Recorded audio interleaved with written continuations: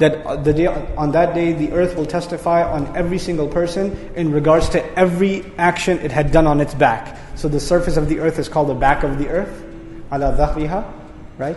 And whatever people had done, it'll testify against them.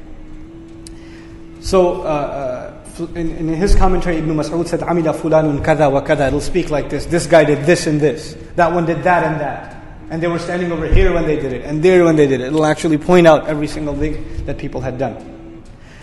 يُنْطِقُهَا اللَّهُ عَلَى الْحَقِيقَةِ. Allah will make it speak in reality. And another way it's understood it will actually speak to Allah. One interpretation is it'll speak to the people.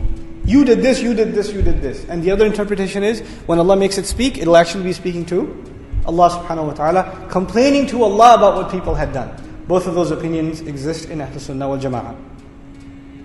So, like Zamakhshari comments, تُحَدِّثُ الْخَلْقَ أَخْبَارَهَا. That's his opinion, that it'll speak to creation on that day. But the other opinion was that it'll speak to Allah subhanahu wa ta'ala directly. Some commentators took the route of, the Mu'tazili, the rationalists. And what they did was when they heard something that the philosopher or the person obsessed with logic might say, this doesn't make any sense. The earth is going to talk? That doesn't make any logical sense.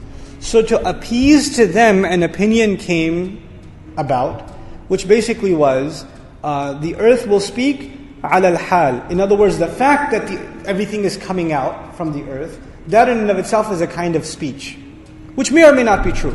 That may or may not be true. But the majority of the ulama, especially I'm impressed with the commentary of Ash-Shinqiti rahimahullah, who is probably one of the greatest mufassirun of al-Qur'an bil-Qur'an, tafsir al-Qur'an bil-Qur'an, and he emphasized that concept of tafsir.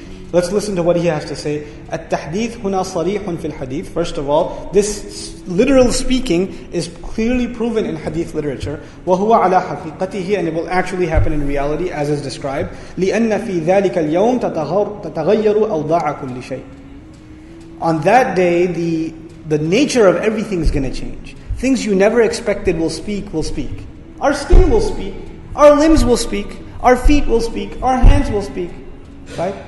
وَتَشْهَدُ أَرْجُلُهُمْ. Even their feet are going to testify against them. بِمَا كَانُوا يَكْسِبُونَ. In regards to the things they earned themselves. So because of that, he says, we don't have to stretch the meaning to say, no. It's speaking in its calamity, or it's speaking in this abstract form. Perhaps it's literally speaking, and Allah Azza wa Jal put it in that way. Wallahu ta'ala a'lam. Allah Azza wa Jal, He revealed to the bee. He revealed, what does that mean? He inspired the bee, He gave it a hint on where to go. And instructed it on where to go. We find, وَأَوْحِنَا إِلَىٰ أُمِّ مُوسَىٰ أَنْ أَرْضِعِهِ. We inspired the mother of Musa that she should feed him, breastfeed him. That doesn't mean He gave a revelation. What it implies is, the thought came in her mind, the hint was given, and she knew what to do, what plan to act out. فَأَوْحَى إِلَيْهِمْ أَنْ سَبِّحُوا بُكْرَةً وَعَشِيًّا. This is probably the one that makes it easiest. Zakaria alayhi salam, when the angel came and told him, you're going to have a boy. Right? His name is going to be Yahya. He said, Allah, give me a sign. What sign did Allah give him? You won't speak to people for 3 days. 3 days and 3 nights, you're not going to talk to people. Right? So when he came out, people said, what's going on? So how did he speak to them? He told them to make tasbih. But how did he do it? فَأَوْحَى إِلَيْهِمْ. He hinted at them, same word is used, in the meaning of, he hinted at them that they should make tasbih, بُكْرَةً وَعَشِيًّا, in the morning and in the evening. So the word is used to describe this hint, this subtle hint that's dropped. Then we find in the Qur'an, interesting, وَإِنَّ الشَّيَاطِينَ لَيُوحُونَ إِلَىٰ أَوْلِيَائِهِمْ لِيُجَادِلُوكُمْ. It is even the shayateen, they also give wahi. That doesn't mean give revelation. It means they drop hints to their wali, their protective friends, so they can debate with you. The shayateen, they drop hints to their friends, their protective friends, so they can debate with the believers. So it's used for them also. So I shared this with you because Allah says, بِأَنَّ رَبَّكَ أَوْحَى لَهَا. And you know when this iha is done, both the one receiving it and the one giving it have an understanding. And the one receiving it knows exactly what to do. And Allah Azza wa Jal uses this word for the earth and says on the day it'll spill all its beans, clearly articulate every single one of its news. Why? بِأَنَّ. Because of the fact that its master, Rabbaka, your master actually, Rabbaka, we'll talk about that in a second, has given it, dropped a hint at it. Allah basically barely hinted at the earth to do this, and this event takes place. It's very easy on Allah Azza wa Jalla. Is it Isha time or? Okay. What time? 8:30? 8:30, okay. Alright, so we're getting somewhere, inshallah ta'ala. The next thing I want to talk to you about from a language point of view is the difference between ilham and iha. Wahi and ilham. I think those of you who speak Urdu at least know both these words. Arabs, of course, know them. Allah says, فَأَلْهَمَهَا فُجُورَهَا وَتَقْوَاهَا. From a language point of view, the difference between these two words, even though they're both kind of revelation, inspiration kind of meaning, ilham usually is calling to some sort of action, while awha may or may not. Awha may be wisdom, awha may be a reminder, wahi may be a reminder, maybe wisdom, maybe something else, maybe knowledge. But ilham is something that calls you to action. فَأَلْهَمَهَا فُجُورَهَا وَتَقْوَاهَا. These are actions. Okay, so that's one big difference between the two.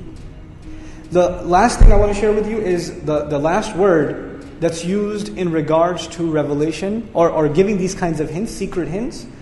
Two words that are only used for shayateen. By the way, these words, ilham and iha, can be used for shayateen also. But two words that are only used for shayateen are hamazat and waswas. Okay, waswasa and hamazat. So we find in the Quran, همزات الشياطين قل أعوذ بربك من همزات الشيطان and الذي يوسوس في صدور الناس. Both of those words are found. Let's look at the commentary in Al-Kashaf. ويجوز أن يكون بأن ربك بدلا من أخبارها.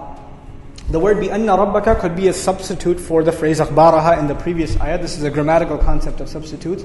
So what he's saying, what's the benefit of knowing that? كأنه قيل يومئذ تحدث بأخبارها بأن ربك أوحى لها. It is as though Allah is saying the day on which the earth will spill or completely articulate and elaborate every one of the news and information that it contained, and that is only because its master, or your master rather, had inspired it to do so. There's one word here that demands a lot of attention. It's Rabbaka. Allah didn't say Rabbaha. Allah didn't say its master, the master of the earth, commanded it or inspired it or revealed to it or dropped a hint at it. He said your master, which is the messenger of Allah sallallahu alaihi wasallam. So Allah Azza wa Jalla is talking about this tremendously powerful event, and it was all in the third person. All of it was in the third person, and then especially the messenger was mentioned on the side. بِأَنَّ رَبَّكَ أَوْحَى لَهَا. Your master has given inspiration to it. This shows actually the special status of the Messenger of Allah on the Day of Judgment. On the Day of Judgment, the Messenger will have a special status. And we know this from many, many, many ahadith. And the simplest of one, when the anger of Allah Azza wa Jalla and the shafa'ah, for who will be presented for shafa'ah, is the Messenger of Allah sallallahu alaihi wasallam. It's like the Messenger has made a party to all these events that are happening, and he's distant from the calamities of them. بِأَنَّ رَبَّكَ أَوْحَى لَهَا. And this closeness to the Messenger alayhi salatu wasalam in the second person. Everything in the surah is third person, which is tab'eed, it's distance. And all of a sudden second person. This is taqreeb, to bring the Messenger close. It illustrates the closeness Allah has to His Messenger sallallahu alayhi wasallam.